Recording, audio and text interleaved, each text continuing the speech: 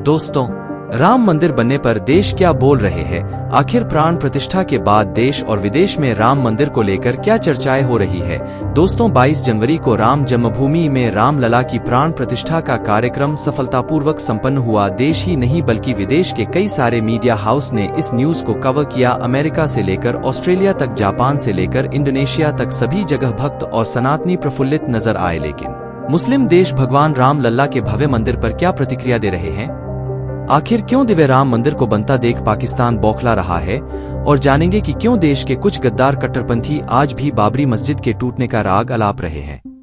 जानेंगे सब कुछ, बस आप वीडियो के साथ अंत तक बने रहे। दोस्तों, स्वागत है आपका बागेश्वर धाम की भक्ति पर। आगे चलने से पहले अगर आप सच्चे सनातनी राम भक्त हैं तो इस एक लाइक करके कमेंट में जय श्री राम जरूर लिखें। चलिए वीडियो में आगे बढ़ते हैं। सनातनियों को गौरवान्वित करने वाला प्राण प्रतिष्ठा समारोह को पूरे देशवासियों ने बड़े ही धूमधाम से मनाया। पूरा भारत राष्ट्र भगवामय और राममय हो गया था। पूरे 500 साल के लंबे इंतजार के बाद आज खुशी का पल आया है, जब 22 जनवरी को दीपमाला प्रज्वलित की गई। ये दीपोत्सव तो ऐसा लग रहा था मानो पूर्व में मनाई गई सभी दिवाली फीकी पड़ गई हो।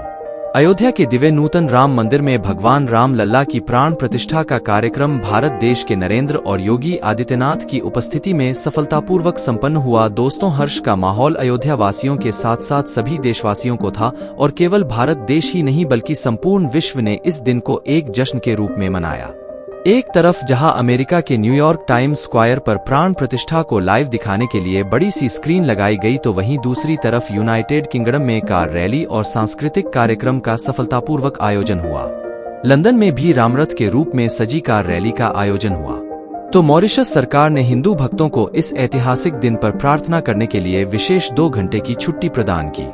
श्रीलंका में भी सभी लोग राम भक्ति करते हुए नजर आए, तो नेपाल के जनकपुरी में भी अयोध्या राम मंदिर की खुशी में असंख्य दीप जलाए गए। कुल मिलाकर सभी देशों में राम मंदिर उद्घाटन के जश्न का माहौल देखा गया। लेकिन यहाँ इस वीडियो में जानेंगे कि भारत देश के इस ऐतिहासिक दिन को मुस्लिम देशों ने किस प्रकार देखा। चलिए सबसे पहले खुद को पाक कहने वाले और आतंकवाद को पनाह देने वाले पाकिस्तान की बात कर लेते हैं। जी हाँ दोस्तों, मिंट की रिपोर्ट के अनुसार अयोध्या के राम मंदिर उद्घाटन पर पाकिस्तान का रिएक्शन सामने आ गया है, जिसमें पाकिस्तान की जलन और बौखलाहट साफ तौर पर नजर आ रही है। पाकिस्तान के फॉरेन अफेयर्स मिनिस्ट्री ने एक बयान जारी किया कि प्राण प्रतिष्ठा का यह समारोह हिंदू बहुसंख्यकवाद का एक संकेत है।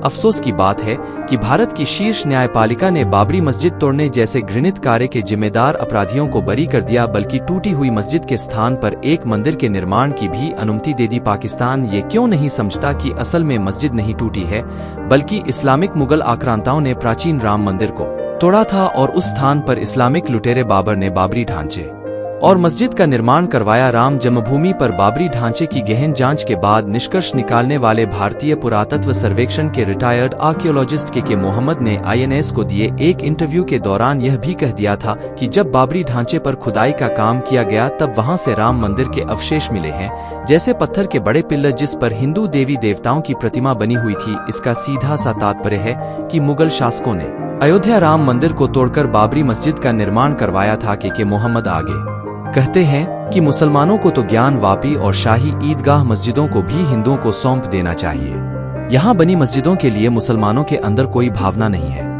दोस्तों, भारत देश में बने अलौकिक राम मंदिर को देखकर चिढ़ा हुआ पाकिस्तान आगे अपना बयान जारी रखता है। भारत देश में बढ़ती हुई हिंदू विचारधारा धार्मिक सद्भाव और क्षेत्रीय शांति के लिए खतरा है। इंटरनेशनल कम्युनिटी को भारत में बढ़ते हुए इस्लामोफोबिया पर संज्ञान लेना चाहिए, लेकिन इन तिलमिलाए पाकिस्तान को रिटायर्ड आर्कियोलॉजिस्ट के मोहम्मद का वह बयान सुनना चाहिए, क्योंकि यह बयान उन कट्टरपंथियों और बौखलाए पाकिस्तानियों को असली आईना दिखाता है। चलिए अब आगे देखते हैं कि दूसरे मुस्लिम देशों का अयोध्या के प्रति क्या रवैया है। कतर के इंडिपेंडेंट न्यूज चैनल अल जजीरा के अनुसार अयोध्या का राम मंदिर विवादास्पद बताया गया है, क्योंकि अयोध्या का राम मंदिर उस कंट्रोवर्शियल जमीन पर बनाया गया है जो हिंदुओं के पूजनीय भगवान श्री राम का जन्म स्थान है। अल जजीरा पोस्ट में इस बात का भी जिक्र है कि दिनांक 6 दिसंबर 1992 को हिंदू भीड़ ने बाबरी मस्जिद को गिरा दिया था। उसके बाद देश भर में दंगे हुए और इन दंगों में लगभग 2000 लोगों की जान गई। वर्षों तक अदालत में यह केस चलता रहा और अंततः सुप्रीम कोर्ट ने 2019 में हिंदू राम मंदिर के पक्ष में अपना ऐतिहासिक फैसला सुनाया।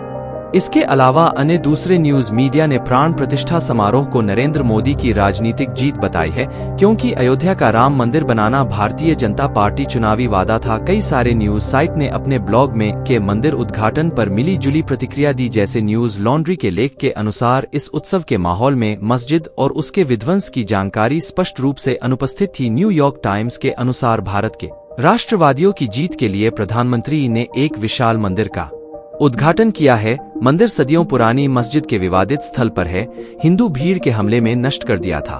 द वाशिंगटन पोस्ट के अनुसार मोदी ने प्रधानमंत्री की राजनीतिक जीत के लिए तोड़ी गई मस्जिद के खंडहारों पर बने हिंदू मंदिर का उद्घाटन किया।